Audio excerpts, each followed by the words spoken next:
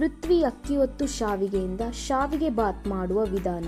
ಬೇಕಾಗುವ ಸಾಮಗ್ರಿಗಳು: 200 ಗ್ರಾಂ ಶಾವಿಗೆ, ಸ್ವಲ್ಪ ಕೊತ್ತಂಬರಿ ಸೊಪ್ಪು, ಕರಿಬೇವಿನ ಎಲೆ, ಈರುಳ್ಳಿ 2, ನಿಂಬೆಹಣ್ಣು 1, ಸಾಸಿವೆ, 2 ಟೇಬಲ್ ಚಮಚ ಎಣ್ಣೆ, ಜೀರಿಗೆ, ತುರಿದ ತೆಂಗಿನಕಾಯಿ, 3 ಎಸಳು ಬೆಳ್ಳುಳ್ಳಿ, ಹಸಿಮೆಣಸಿನಕಾಯಿ 2, ಶುಂಠಿ, ಅರಶಿನ ಹುಡಿ 1/4 ಟೀ ಚಮಚ, ಉಪ್ಪು ಹಾಗೂ ಉದ್ದಿನಬೇಳೆ.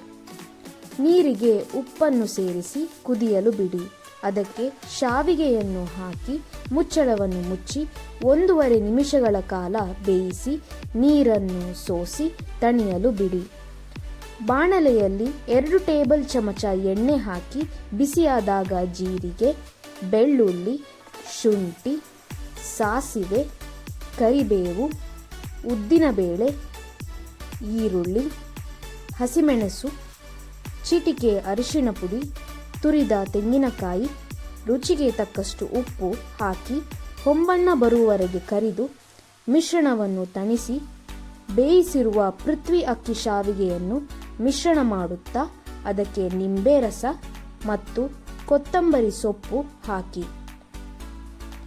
ಈಗ ಸ್ವಾದಿಷ್ಟವಾದ ಶಾವಿಗೆ ಬಾತ್ ಸವಿಯಲು ಸಿದ್ಧ.